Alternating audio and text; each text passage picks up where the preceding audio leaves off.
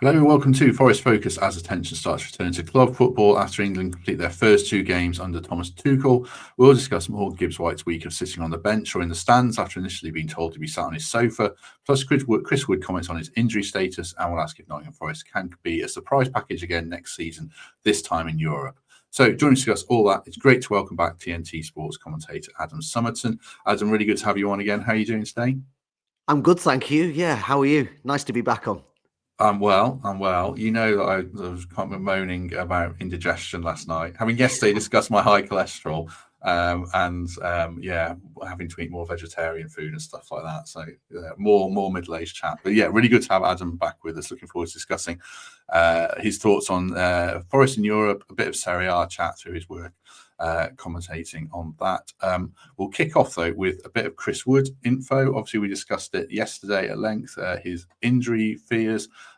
Friend of the show, Jason Pine, another commentator who obviously works out in New Zealand, spoke to Chris Wood yesterday to ask him about his injury. So I'm going to play in a little clip from that interview with Jason, and then we'll have a little chat about it with Adam on the other side. It's 81 seconds long. Here we go.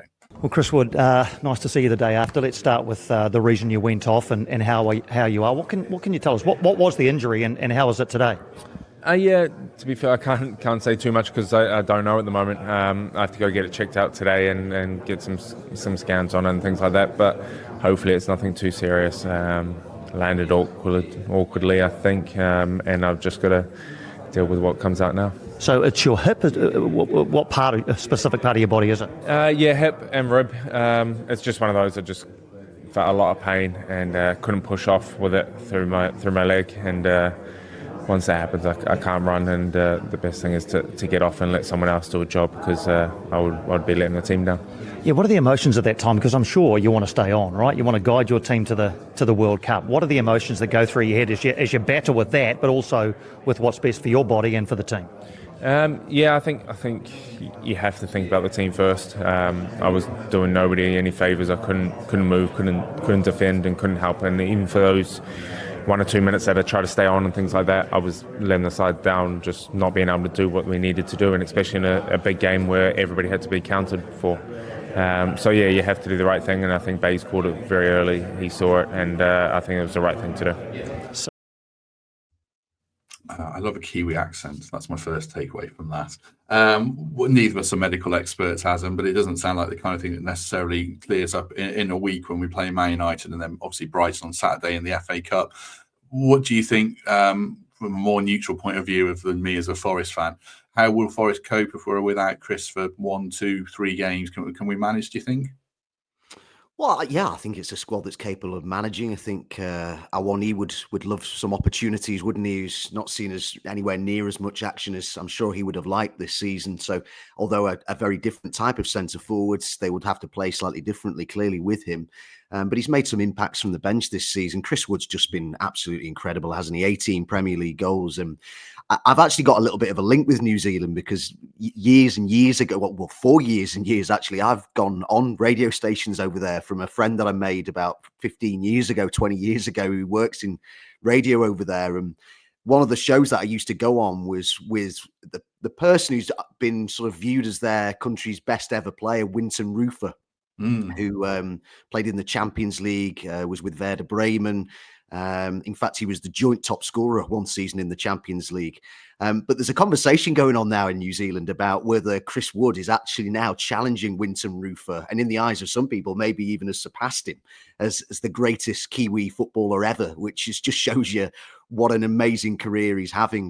Winton Rufer is idolised over there by people who like football in New Zealand. So I find that particular debate really interesting, and it's just such a huge credit to the consistency and the quality and the adaptability that Chris Wood has shown throughout his career. But there's no doubt right now that his star is at its highest point, I think, that it's ever been. And he's just had a quite remarkable season. And yes, he would be difficult to replace if he were out for any length of time. Jason loves Winton Rufer. I'll be honest, I'd never heard of him until he was mentioned by Jason when he came on. So yeah. We'll probably move on from Chris Wood because I don't think there's much we can say. It sounds like one of those where, he's going to have the scan, and we'll probably hear more with Nuno towards the back end of the week. It was interesting to hear from Chris there, and thanks to Jason for letting me play out that clip. Much appreciated. I know you didn't watch the England game last night. You telling me you were commentating on a very random international fixture. Was it Bosnia v Cyprus? Did you say Bosnia-Herzegovina against Cyprus? Yeah. I caught the England highlights, but obviously wasn't able to watch it all. That's all right. Because I only watched the last half an hour or so myself. But obviously, from a Forest point of view, the thing we want to talk about, Morgan Gibbs-White didn't get on at all in a 3-0 game. The bit I saw was so comfortable, like Latvia. As a lot of teams are, you're 3-0 down, you just want to get out of there with damage limitation. Jordan Henderson comes on again. Reece James played 90 minutes at right back. It continued the theme to me of Rashford starting. It felt like Tuchel picked the squad in 2022 or whenever he was last managing in England. But what did you make of Gibbs-White not getting any minutes after being bigged up by the manager in the build-up to the game? Yeah, I thought it was a shame that he didn't get any minutes at all. In terms of him not being included in the first instance, I can totally see both sides of that. I'm very split down the middle on it because it's unfortunate for Morgan Gibbs-White that he is playing in a position where England have so much quality. You could argue about the form, for example, of somebody like a Cole Palmer. You've got Jude Bellingham there as well. Foden wants to play there too. So it's a really congested area of the pitch. And what we saw at the European Championship as well was that even Harry Kane was dropping down into that area of the pitch and making it even more congested. So it's a difficult one for Thomas Tuchel. There's always going to be players who are playing well enough that you think that they're very unlucky not to be included. And I would think that Morgan Gibbs-White is in that category. His form in the Premier League this season has been absolutely outstanding. He's been up there with one of Forest's best players. And look, I just think right now with England, we have so much strength in depth. I can remember times when England, perhaps you could argue, had a better or a stronger starting 11. However, there can't have been too many times in the past where England have had such depth to their squad. And maybe he's a victim of that. I hope that he does get his opportunity because he's more than good enough to play on the international stage. But I can see why it is difficult at the minute. A shame, though, to get him out there and not give him any time at all. So I could understand a frustration there. Maybe not in the first game because he was late to arrive with the squad, but certainly last night you would have thought that he might have gone on, although Tuchel said that he wanted to give Foden, I think it was 10 minutes in the number 10 role. So maybe that played into it as well. But it is definitely a congested area of the pitch for England. There's no doubt about that. Do you think, the last couple of games, Morgan's played this deeper role against Man City and against Ipswich, and he played against Brentford and maybe Everton. I think he's played this deeper role a few times alongside Anderson. Do you think, in England terms, would he benefit from trying to have a run with Forest in that position? Because it does still feel like there's a vacancy alongside Rice if they're going to play Bellingham further forwards to me. Well, that is one area of the pitch where you would say that there is room to get into the side. So yes, you would think that if he could adapt his game to play in that area, it might make it easier to get into the team. However, I feel that his best position, where he's most effective, where he can do the most damage, where he looks the most confident, is further forward. So it would be a shame almost to take things away from his game to get him into the team, but only he will know whether he'd prefer to be in the team and maybe not quite playing where he wants to play or not being at all. I would imagine he'd rather be in the team, obviously. But that is an area where, we've seen Henderson called up, for instance, somebody who a lot of people thought international career had gone now and had passed him by, but we see him back there. So I still think that he will get opportunities, and I just think that he's just got to carry on doing what he's been doing for Nottingham Forest, which is he's been absolutely superb this season. He fits in so well to the way that Nuno wants to play. And yeah, you've just got to keep going, haven't you? And just keep doing what you've been doing, and hopefully he will get opportunities to shine. Yeah, definitely. Hopefully so. We'll expand on how well Morgan's done, how well Chris Wood's done. We'll talk about Nikola Milenkovic as well, because Adam was a big advocate for him when he signed in the summer, and some general Forest chat, obviously. I just wanted to round up some transfer stuff. before we move on. I mean, there's so many transfer rumours. The season hasn't even close to ending yet, and we've already been linked with loads of players. One of the ones yesterday was Ademola Lookman, which is perfect timing for this because Adam obviously commentates on Serie A. It comes from Team Talk, who are very prolific, and I don't place too much stock in it, but it is interesting because he's such a good player. 27-year-old, 18 goals, 7 assists in 32 matches for Atalanta this season. The report says he's on their radar, as he also mentioned Newcastle, Man United, Juventus, Paris Saint-Germain, and Inter Milan. Tell us a bit about the player, how he's grown in Serie A from, not really making it massive impacts in the Premier League. How impressed have you been by him in Italy? He's been excellent. I mean, he's right up there in terms of goal contributions this season in the league. Lots of goals, lots of assists, and he scored goals in the Champions League as well. 5 in the Champions League, 13 in Serie A. He's come on hugely under Gasperini, which has been so good to see. I mean, it's not unusual for players who maybe have been cast aside at other clubs to improve under Gasperini. He was not really what you'd call the type of coach to put an arm around the player. That's not his style. He's not. Players often say that he can be quite cold to them, but what he does is he gets them into a tactical system to get the best out of them. He gives them certainty in their game. And he's really responded to that, Lookman. I think he said something like Gasperini is the hardest man he's ever met. And so that just underlines the fact that this isn't in terms of, like I say, the arm around the shoulder type coach. But Lookman now has undoubtedly gone up a level, and he's starting to get the recognition now for his performances. I've always felt that maybe he didn't quite get that recognition. But off the back of one of the greatest performances I've seen in a European final, where he scored a hat-trick for Atalanta last season against Bayer Leverkusen in the Europa League final. Now he's really getting that recognition, the African Footballer of the Year. And this is somebody now who I think will be looking this summer to see what is his next destination. I think he probably will leave Atalanta. There was a falling out with Gasperini. They seem to have patched that up after they were knocked out of the Champions League by Club Brugge. But I do still think that he'll probably be on his way this summer. And he's somebody that I'm sure would love another shot at the Premier League. Or maybe feel that he didn't do himself justice the first time around. He's come on as a player since then. But he's one of many players, Matt, in Serie A who I could tell you about, who I would be keeping an eye on right now. And but he's been one of the most consistent performers, I would say, over the last couple of years in that league. I'll ask you a little bit more about that. It's supposed to be interesting to hear a few names. Do you think, say we get in the Champions League, which I'm increasingly confident we will, is it a realistic one when you consider the other names mentioned? If say from the Premier League, it's Forest, Newcastle, Man United, are we swimming, in that shark tank now if we get in the Champions League, do you think? Well, I guess it depends on the level of financial ambition shown in the summer. And I guess if they have Champions League football, which is looking increasingly likely, that is going to mean a lot of extra money in the coffers or will be down the line. But also they've got to balance this with the challenge of going again in the Premier League as well, haven't they? So there's going to be a lot to balance next season. I suspect that, there will be, in inverted commas, bigger clubs linked with him. But you have to try and cut through how much of it is agent talk, how much of it is newspaper talk, how much of it is serious. And I think Forest are the type of club who, for me, and I remember saying this a year ago, that it was quite obvious to me where Forest were heading in terms of their growth. Now, they're not at the level of some of the other clubs that you mentioned there right now, but I don't see any reason why they can't be in the future. That there is a process there, though, that you could argue that they're ahead of schedule. They've almost been given a boost in terms of their development. I would argue that you could say maybe a season, perhaps even 2 seasons ahead of schedule, really. So how that all plays out will be interesting to see. But I think he may well have more tempting offers this summer. However, I do see that this is the direction of travel now for Nottingham Forest, that they will expect to be getting into European football year on year.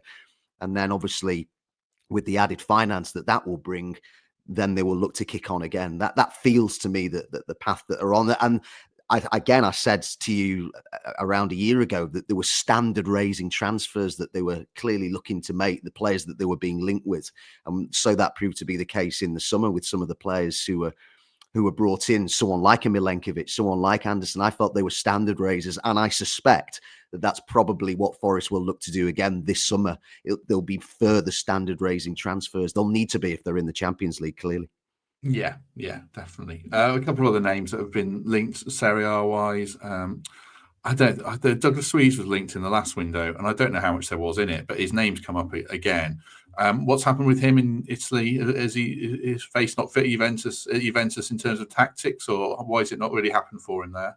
Yeah, it's been difficult for him so far because they invested a lot of faith and a lot of money in him. Of course, Thiago Motta, his manager, has gone this week, has been sacked. So we'll see whether that makes a difference with Douglas Luiz, but it's just not worked for him yet. I mean, injuries played a big part in why it hasn't worked for him yet. With Juventus, there have been occasions when he has played when I felt that he was starting to look the part, but then he'd get another injury, and there's just been no real momentum. And he's been one of several really disappointing transfers, really, for Juventus this season. Cope Miners, who they got from Atalanta, has been another one. I think probably Juventus are going to need to raise cash again this summer in order to go again in the transfer market with a new head coach in charge. They've just appointed Igor Tudor on a temporary basis until the end of the season. They've got to get in the Champions League. That is by no means certain. And if they didn't get in the Champions League, players like Douglas Luiz, who'd still have a decent market value, I'm sure that they would probably be looking to cash in on. So I think he would probably be hawked around a lot of Premier League clubs. And, there was even talk of him returning to Villa in January, wasn't there? So, I mean, I wouldn't surprise me at all if he were to move on in the summer. Another player that I would be looking at in that kind of position, somebody who I would probably go for above a Douglas Luiz, would be someone like a Nicolo Rovella at Lazio. Really like this player. He's equally adept at breaking up play as he is at being creative. Real fine central midfielder. Lazio have probably overachieved this season. They're right in contention for a Champions League place. It's a great battle for the last Champions League place in Italy. And I think he's been a really important part. He gives balance to a team. And as I say, he's great at breaking up play, makes lots of interceptions. Not somebody who's like flying into tackles, but he's really clever in terms of his movement. One of those central midfielders who will just almost step a yard to his left and then intercept the ball. He doesn't necessarily need to be sliding in to make challenges, but he'll create as well, and he'll help start attacks. So he's somebody that I'd be looking at. And again, I mean, I don't know how much time you got, but there's plenty of other Serie A players that I could tell you about. I'll let you, before I will ask you that, but just one more, and I can't believe I'm asking this, but obviously you're a Serie A expert, so I want to pick, I'll throw this name at you. Victor Osimhen, another name linked. I mean, that sounds the most fanciful out of all of them. To me, he's obviously with Napoli on loan with Galatasaray. Big money, big fee, big wages. I can't see him coming to Forest personally, but will he definitely leave Napoli this summer, do you think?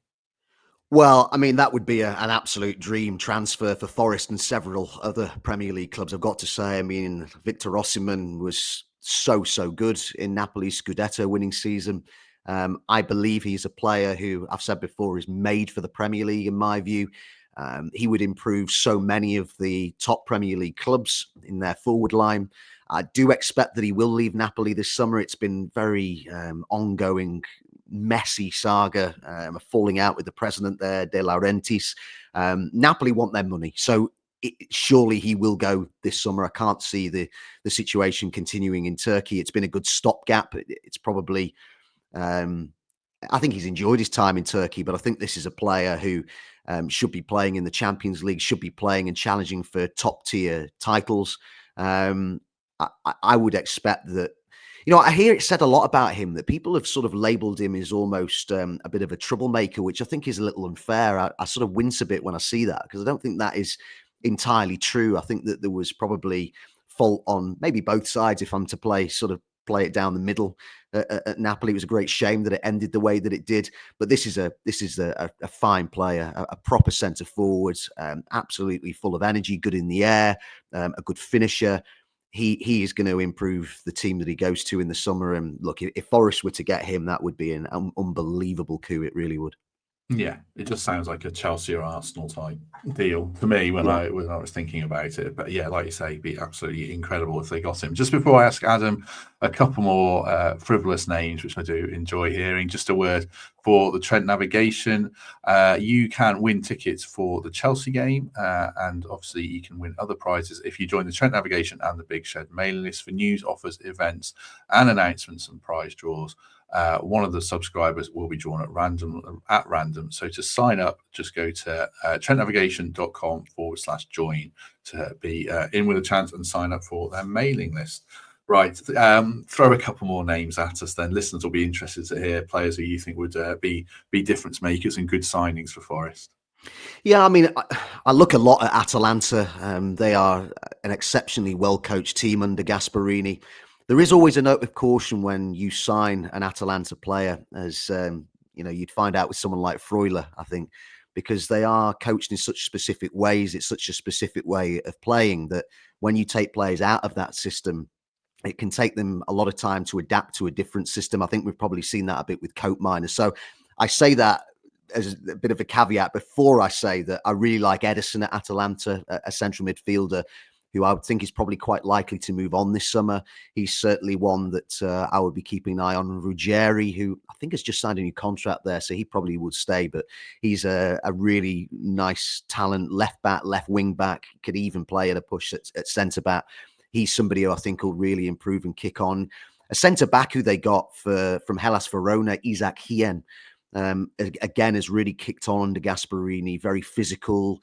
I think a Swedish international. He's somebody again who I see has got a fairly high ceiling in terms of growth, but probably the best footballer of the lot at Atalanta. And it's a shame we've not seen much of him this season. Is Scalvini, who has been injured for most of the season, but he is somebody who I could really see going to the very, very top level. Came on in the Europa League final last season and was absolutely outstanding.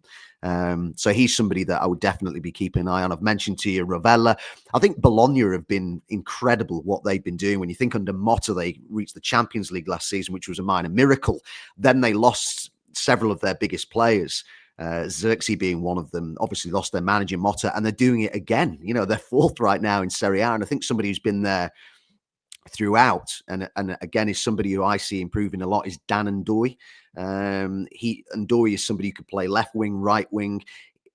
If I had a criticism of him, it would maybe be that his output in terms of goals and assists, I felt he could do better at, but I think he is improving on that now. There is more end product to him. So he's somebody again who I could see improving and being a shrewd acquisition. Lewis Ferguson, who's there, as it's a shame that he's spent a lot of time injured of late, but he's somebody who I think who could play in the Premier League and would he was Serie A midfielder of the year last season. So if it wasn't for injuries, he would have undoubtedly kicked on again. I think a player who's really interesting in Italy right now is Moise Kean, because there was always a bit of an immaturity to him, and he was much travelled. He'd been in France, he'd been in England, he'd been at Everton. He'd then gone back to Juventus, and it was almost like 12 months ago in his final months at Juventus. I thought the penny seems to drop with this lad, and there was more of a maturity to him and his game, and that's really been borne out since he's moved to Fiorentina. He's been excellent this season. Really, really like him. Camuzzo is another player at Fiorentina who's very, very young. I think he's 19 or 20. He's got opportunities since Milenkovic moved on to Forest. He's made one or two mistakes recently, but I think that's understandable for a player of such a young age. But he's got a lot of minutes under his belt this season, and I really, really like him. Yeah, there's plenty of other players as well, but I think there's a taster of some that I would be looking at if I were a Premier League club. Interesting. Pete Blackburn mentioned Ferguson yesterday, and Keane sounds like the kind of player that we could go for. We love a reclamation project, and it sounds like he's well on the road to that already. So yeah, interesting stuff. One last quick transfer line, just to flag, not really to comment on Gyökeres. This is the first reputable source I've seen. Florian Plettenberg, who works for Sky in Germany, said he'll go in the summer for 60-70 million euros. The current and clear trend, Gyökeres will not join Forest, says Florian. So I don't know if that completely puts an end to it, but it pretty much does. So it was fun while it lasted, but we'll see who else Forest go for. Lots of exciting names that Adam's mentioned there. Right, let's talk about the main reason I invited you on and you kindly accepted. you were bucked the trend slightly in the summer. You were quite buoyant on Forest, more buoyant than a lot of pundits, probably more buoyant than a few people on this podcast. So you feel free to blow some smoke up your own arse. But also, Milenkovic, you were a big advocate of Milenkovic. So to what degree are you surprised by how well Forest have done and how well Milenkovic has done? Well, look, I'm not going to sit here and tell you that I thought they would be pushing for the Champions League places, but I believe that Forest would be fine. I think I said to you at the time that I thought that they would be pushing towards lower mid-table this season. And then ultimately I saw them as a club on a growth to push for European football. Obviously, first of all, you would think that the natural first step would be Conference League or Europa League, not Champions League, but that just tells you how good that they have been. I just felt that people have underestimated Forest squad building, and there was clear evidence of things for me anyway. I started to see evidence of things clicking at the end of last season. Again, when Forest fans were quite nervous about going down, I can remember saying, look, I don't think you've got much to worry about here. I think you'll be fine. And it was because I was just observing the way that things seemed to be going at Forest. And obviously at the start of this season and over the process of the last 12 months, I think that they've been very prudent in their recruitment, particularly in terms of solving what were existing problems. And obviously defending set pieces was a key one. And in Milenkovic, they recruited perfectly to address some of those problems. But somebody like Milenkovic has also complemented a player who was already there in someone like Murillo. But I think I've already mentioned today as well, what the likes of Milenkovic and Anderson did was that they raised the bar at Forest. And if you're an ambitious club, if you want to move forward, if you ultimately want to get into Europe, you have to show that ambition in the market to raise the level. And it just showed me that the owner and the club saw themselves returning ultimately to European football. But I would be lying if I said I thought they would do it this quickly. They've done it probably 12 to 24 months ahead of schedule, because I do think they will do it. I do think they will be in the Champions League next season. What is really intriguing to me now is how the club evolves in light of the fact that they are ahead of schedule and the challenges that will present to them, particularly in terms of competing in European football, because it will present challenges in terms of their evolution as a team and as a club. And I'm fascinated to see how that pans out. That was the big thing I wanted to ask you about, really, is how Nuno football matches up in Europe, in the Champions League. I think there's some comparisons. Atletico Madrid have been mentioned, but your knowledge of European football is much more vast than mine. Do you think we could compete and spring a few shocks at that level next season? Well, Again, I mean, I've done a little bit of reading into this and a bit of research, and it's only further enhanced my intrigue as to how this will all play out. Because the question that I would ask is, will Forest style evolve with their success? Because if you look at the possession stats, for instance, in the Premier League this season, they averaged the lowest possession in the Premier League, 39.5%. That's according to Who Scored, the website. And they've also scored 12 set-piece goals. Now, only Villa have scored, according to Who Scored, have scored more set-piece goals. So we start to get a little bit of a picture of some of the reasons, the way that they play, some of the reasons for the success. We've all watched Forest. We all know how they play. But if we look at the Champions League this season, in terms of the teams that averaged under 50% possession in the Champions League, not one has made the quarterfinals, and the only ones to make the last 16 were Feyenoord, Club Brugge, Benfica, Lille, and Atletico. Now, what's interesting here is that in their own domestic leagues, all of those 5 teams average more than 50% possession. So Lille, it's 58.5 in Ligue 1, Benfica, 59.6 in Portugal, Feyenoord averaged 61% in the Eredivisie, Club Brugge averaged 59% in Belgium, Atletico have the lowest possession, 50.9% in La Liga. So for Forest to have so little of the ball in the Champions League would be a real outlier in terms of style, in terms of approach, something we would only, I guess, really see from the smallest teams involved in the competition from the smallest nations. So teams like Sparta Prague, Sturm Graz, Slovan Bratislava, Dinamo Zagreb, they all averaged under 40% possession in the Champions League phase, but all of them finished in the elimination places. So what I think we'll probably see with Forest is, using the extra financial resources that are going to come with playing Champions League football, if it is to be Champions League football, is the beginning of an evolution of how they play, I suspect.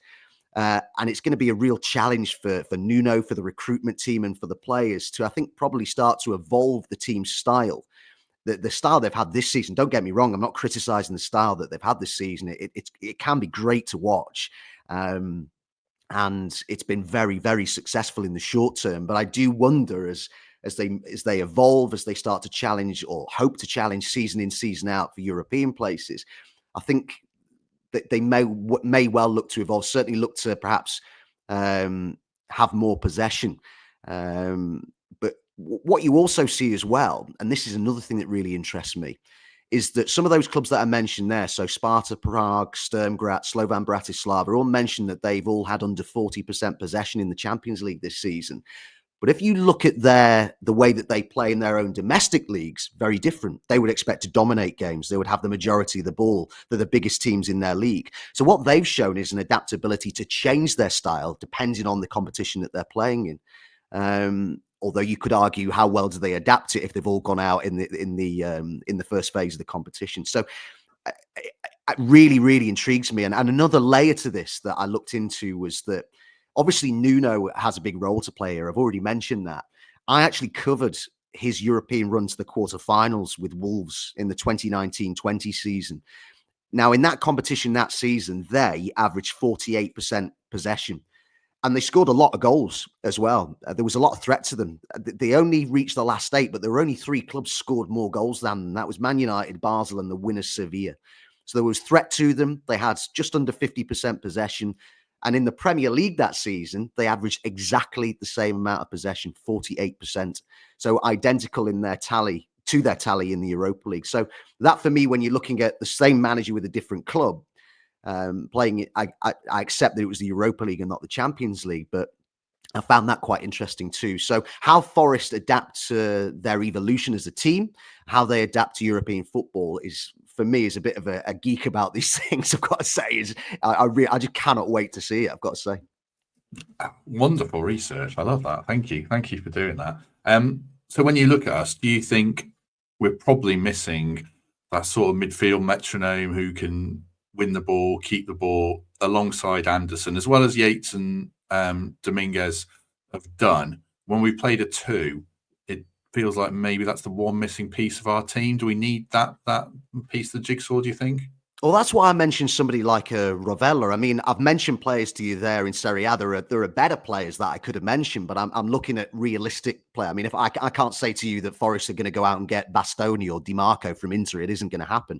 But I think somebody like Rovella is maybe more realistic for where Forest are looking to go, and he is certainly somebody who I really like. I mean, as I said to you, he's absolutely fantastic at. He's just one of those central midfielders who just always seems to know where to be, and they're never really a yard or two away from where they need to be. I mean, Guendouzi is complemented in quite well in that central midfield for Lazio, but he is, essentially, yes, I agree with what you're saying, the sentiment of what you're saying. I think as Forest evolve as a team, maybe that is the type of player that they will look to. Now, those in charge of the recruitment at Forest, Nuno, they might say, no, we're quite happy with the style that we have, and we don't see the need to change that style, and we'll be fine as we are. But it would be a real outlier, as I've just underlined to you there, in terms of stylistically, for the approach in the Champions League. So yeah, this market coming up is, again, a lot depends on what happens at the end of this season and where Forest are and whether they are in Europe next season. But I fully expect they will be. But this market and how Forest recruit, because what Forest have been great at is recruiting to a style. I think they've done that better than any Premier League team recently. When you look at the level of their progression, I mean, somebody like a Milenkovic, I would argue, in the Premier League this season, there's been no bigger transformational signing. There's been no one player, in my view, who's made more difference to one team than Milenkovic. So, Sells, the goalkeeper, is another player who's been absolutely excellent. But they've recruited so well to the style of play. Now the challenge is to continue to do that as the team evolves. And that is a huge challenge. And do you know what? I would absolutely love to be a fly on the wall in the sort of the the room that they use for these recruitment discussions at Forest, because I'd be fascinated to see what their opinion is on that, where they see their style, how they see their style evolving, and the profile of players that they think will be required to help evolve that style. I want to ask one more bit on Milenkovic shortly. Just before that, a quick word of thanks for our second sponsors of the Wednesday episode, or this will come out on a Tuesday, which I'll explain at the end. But thanks very much to Vesta Blinds. If you're looking for made-to-measure shutters or blinds in the East Midlands, then do get in touch with them. VestaBlinds.com. 01623325054 and info@vestablinds.com. Thank you very much for their support. Adam, I always ask guests what they're sporting in the room they're in. Are we talking blinds there over your shoulder, or is that a I've got some curtains to my right and a blinds behind me. Lovely. Bit of a mixture. Very nice. Very nice. Right. Just going back to Milenkovic, one of the things I was thinking about our squad, if we do get into Europe, as we say, we're both very confident that we will, there's not too many players with vast European experience. Ilanga's played for United, Hudson-Odoi's played for Chelsea and maybe Leverkusen, I'm not sure. Olareina's played in Italy. I don't think there's much else beyond that. Milenkovic has quite a lot of experience with Fiorentina. Is his role going to be even bigger next season, do you think, with that in mind?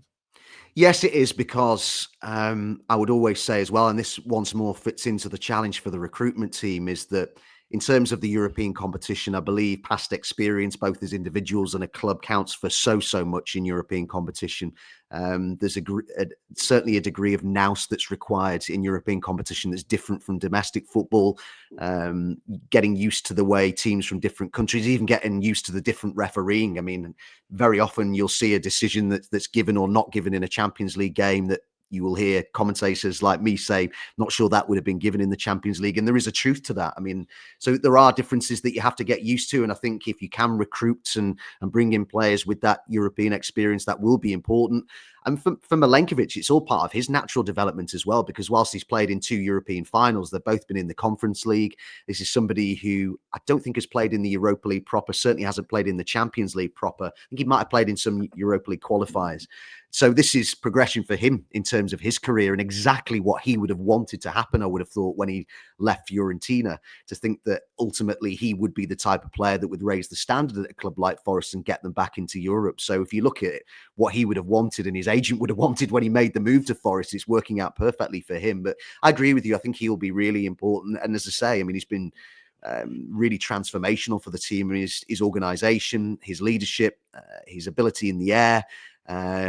He's won the same amount of aerial duels in the Premier League this season as Chris Wood. There's only 8 Premier League players have won more aerial duels this season than Milenkovic. So aerially has been absolutely outstanding. He complements Murillo so well. So yes, he will be really important, but it's important to get players around him, I think, as well, with that European experience. And I've absolutely no doubt that will be one of the criteria that Forest's recruitment team are looking at when they're bringing in players this summer. Excellent. Lots of food for thought there. We'll begin to wind down because appreciate Adam's time, but we shall have to let him go. If you enjoyed this, do us a favour, hit like, hit subscribe. Do consider membership or Patreon, or lovely 5-star reviews on Apple or Spotify. If you're a member, you'll get early access to this and any other pre-recorded thing that we do. Adam, we've packed a lot in there. Anything you want to add? Any final thoughts before we let you go? You know what?